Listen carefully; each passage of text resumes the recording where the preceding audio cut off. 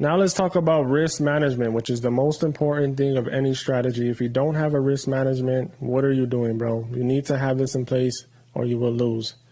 Now there's always losses in trading, so this is what risk management takes care of, right? Without risk management, we will not be profitable. So let's get into it. It's very important. Now when it comes to risk management with this strategy, there's a couple ways you can do it. So it's really going to be up to you, but either way, they're all profitable. It just depends on your trading style. If you're like a nervous trader, then you're going to want to go with this first way that I'm about to show. So, a lot of people, they get in trades and, they're scared that their money is at risk, which you need to really get over it. But let's say you enter a trade and you just get out of trade. As soon as it goes into profit, you're hopping out of a trade, or, it's just too emotional for you. This is what you would want to do.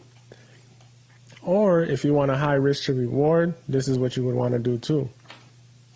So let's say we enter the trade right here. As soon as price hits a 101,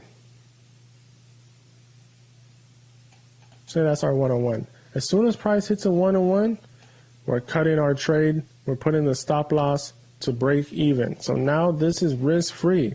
There's no more money on the table. And after backtesting this so many times, bro, it rarely ever comes back to your break even because we're getting this strong push every time that we enter a trade. We have the trend line break and we have a sniper entry candle letting us know that we're ready to fly or mount. So after it hits a 101, put your stops to break even. All right, put your stops to break even. Now, for other people, you can put your stops halfway. You can put your stops halfway. It's really up to you what you want to do. If you don't want to risk any money, put it to break even, but just know on occasion it'll come back and stop you out. If you want to have the best of both worlds, what I recommend and what I do personally, instead of putting it to break even, I just put it a little bit below, just like that. Because when it comes back to tap the people out of break even, it goes directly to the pip. Like it goes straight to the line, taps them out and then leaves. So I'll leave a little space. It's not halfway, it's a little bit less like that.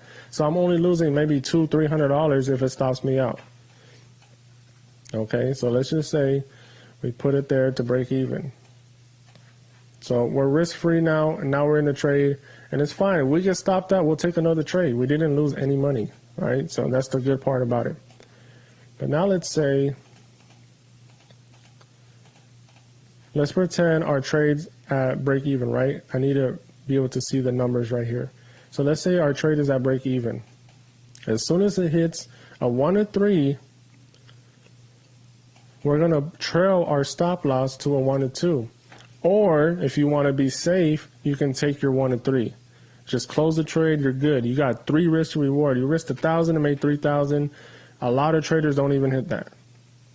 So you get your 1 and 3, and you want to play it safe, it's fine, bro. Call it a day. Take your money. You won a lot. But maybe you've been having some losses. Maybe you haven't been following your trading plan, and you need to make a little bit more money. Or you just want to hit bigger trades, right? As soon as it hits a 1 and 3, you trail your stop loss at a 1 and 2. So let me see where 1 and 2 is at. So this is a 1 and 2.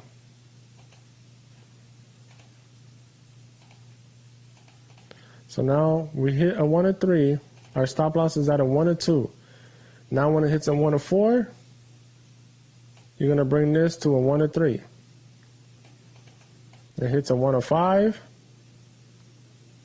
We move it to a 1 and 4. And we keep doing it and doing it and doing it until we get to, what is this? This is a 1 and 7. So we had a 1 and 7, we'll probably have it right here at a 1 and 6. As soon as it comes back, you get stopped out the trade. But instead of making a 1 and 3, you just made a 1 and 6. Congratulations, bro. But let's say it doesn't go that way. It hits a 1 and 3 and comes back. Well, then you get stopped out at a 1 and 2, which is fine. 1 and 2s are great. So it's really up to you. But you'll see from using this strategy, it usually flies and doesn't come back. But there'll be weeks out the month where it might just be consolidating. You know, markets get trashed, especially in the summertime. So you really just got to decide. If you're journaling your trades and you notice it keeps hitting a 1 and 3 and turning around, then just take out a 1 and 3. So this is really on you. But either way you do it, you're going to be profitable because the win rate is so high on this. And we're putting our stops to break even at 1 and 1. So, losses are, and I'm not going to say they're rare, but they don't happen very much. Losses in the term of us losing money. Now, we will get stopped out at break even sometimes, you know what I mean? But as losing money, it's not really happening. So that's our risk management strategy. Now, let's say you are entering on a candle, but the candle is huge, right? Let's say, let me see if I can find an example. Okay, let's say we were entering on this candle right here. Right? The stop loss is huge. There's no way we're going to get a 1 to 10 with a stop loss like this. It ain't happening, right? So what you can do when the candles are huge, now, the safest thing to do is put it behind the candle and, maybe just go for a lower risk to reward. But what I would do is I would just put it like halfway to the candle. I'll just put it halfway because I already know it's supposed to shoot off when I enter this trade. If everything's right and we get our entry signal, I'm going to put it halfway because it's not supposed to come back, right? It's supposed to just fly. So we'll put it halfway. As soon as it hits a 1-on-1, I'm moving my stops to break even or a little bit below like that. All right, gang? So that's what you want to do in both scenarios. You're going to be profitable. Risk management is key. The trading plan is key.